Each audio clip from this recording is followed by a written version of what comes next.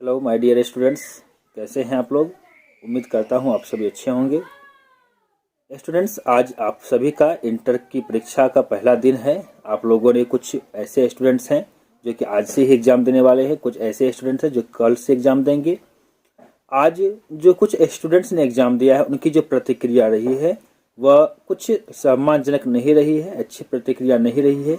कई सारे स्टूडेंट्स ऐसे हैं जिन्होंने कहा कि मुझे सवाल को समझने में समय लग गया, मैं सवाल को समझ नहीं पा रहा था, सवाल पूछने का तरीका कुछ अलग टाइप का ही था। तो मैं आप लोगों को यह कहना चाहूँगा कि क्वेश्चंस कुछ अलग होते नहीं हैं। क्वेश्चन जो है सारे एनसीईआरटी बुक जो आपको पढ़ने होते हैं उन्हीं से सवाल दिए जाते हैं। लेकिन कुछ ऐसे स्टूडेंट्स होते हैं जो कि जल्दबाजी में कोर्स खत्म करने के लिए जो है वो गाइड और गेस्ट पेपर का सहारा लेते हैं। तो डियर स्टूडेंट्स, मैं आपसे यह कहना चाहता हूँ कि जो भी ऐसे स्टूडेंट्स हैं जिन्होंने किसी गाइड या गेस्ट पेपर के सहारे से अपनी तैयारी की है, तो आप लोगों को थोड़ी सी दिक्कतों का सामना हो सकता है।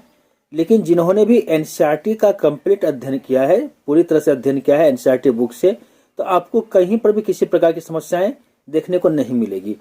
मैंने भी कुछ क्वेश्चनों का अध्ययन किया जो कि क्वेश्चन आज पूछा गया था एग्जाम में।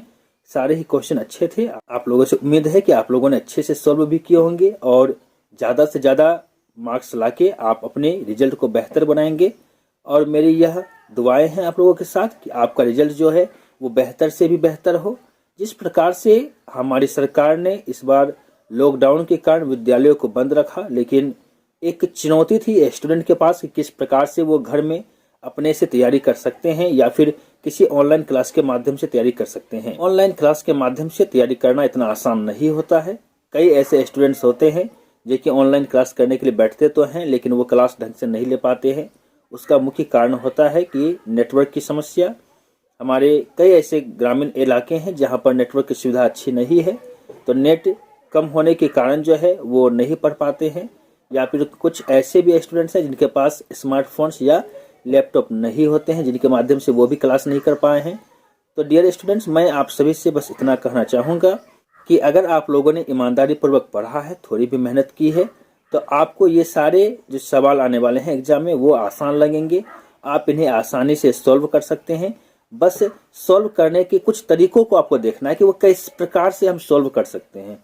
तो सबसे पहली बात जो मैं आपको बताऊंगा कि जब आपको क्वेश्चन और आंसर लिखने के लिए जो है पेपर प्राप्त हो तो हड़बड़ी न करें और आंसर लिखना प्रारंभ न कर दें।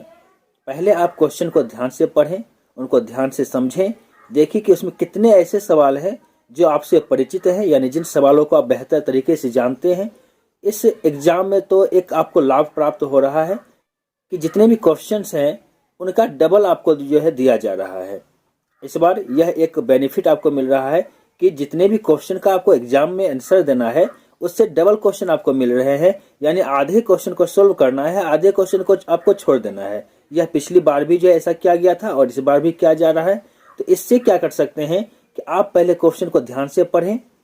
अगर आपको कुछ ऐसे सवाल लगे जिनको कि आप नहीं जानते तो आप उन्हें इग्नोर करके आगे बढ़ जाएं और आगे के सवालों को पढ़ें। आप देखेंगे कि ज़्यादा से ज़्यादा सवाल जो है वो कौन से ऐसे हैं जिन्हें आप जानते हैं, आप अच्छी तरह से समझते हैं, आप उनके आंसर आसानी से दे सकते हैं। आप उन सवालों को फोकस करें, आप उनको सोल्व करें और कोशिश करें ज़्यादा से ज़्यादा सवालों को सोल्व करने का। और साथ ही साथ यह भी आपको ध्यान रखना है कि जो ऑब्जेक्टिव क्वेश्चंस आप बना रहे हैं इसमें क्या है कि 50 क्वेश्चन आपको बनाने हैं और 100 क्वेश्चन दी जाती है। इस 100 क्वेश्चंस में जो है आपको 50 क्वेश्चंस बनाने हैं, तो आप केयरफुल होकर जो है अच्छे से ध्यानपूर्वक आप सारे क्वेश्चन को एक बार पढ़ लें। पढ़ने के बाद आप एनालिसिस करें कि इनमें से कौन ऐसे क्वेश्चन हैं जिनके आंसर को आप बखूबी रूप से जानते हैं, आप उनको टिक कर लें अच्छी तरह से। इसके बाद आप जो है जब देख लेंगे कि हम श्योर हो चुके हैं 50 क्वेश्चन जो कि हमें जवाब देना है, वह 50 क्वेश्चन लेके आप जो है सोल्व करने के लिए तैयार हैं, उनको लेकर आप पूरा श्योर हैं कि यही इनका आंसर होने वाला है, तो आप उसको जो है ओमार शीट पर रखना प्रारंभ कर दें। तो इस प्रकार से जो है 50 ऑब्जेक्टिव को तैयार कर सकते हैं।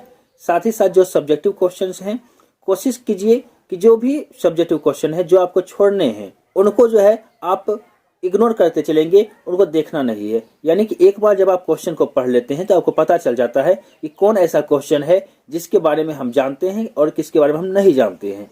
तो जिस क्वेश्चन के बारे में आप जानते हैं आप कोशिश करेंगे कि उसी क्वेश्चन को सोल्व करने का और जिस क्वेश्चन के बारे में आप नहीं जानते हैं आप उन्हें इग्नोर करके आगे बढ़ जाएं। आगे और भी क्वेश्चंस मिलेंगे जो कि आपको लगेगा कि ये आप कॉन्फिडेंटली जो है जवाब दे सकते हैं, तो आप उन सवालों का जवाब दें और आप बेहतर अंक प्राप्त करेंगे। तो दोस्तों, आज मैं इस वीडियो के माध्यम से बस आपको आज पहले एग्जाम के लिए और आगे के एग्जाम के लिए बेस्ट ऑफ लक कहना चाहूँगा, आपको ऑल द बेस्ट करना चाहूँगा। आपका रिजल्ट बेहतर आए, आपका एग्जाम बेहतर जाए, इसके लिए मैं ईश्वर से दुआ करूँगा। आप लोग अपनी ईमानदारी पूर्वक जो है एग्जाम को अच्छे से देंगे और साथ ही साथ कोशिश करेंगे ज़्यादा से ज़्यादा जो है मार्क्स किस प्रकार से हम बटोरे उस पर ध्यान देने का।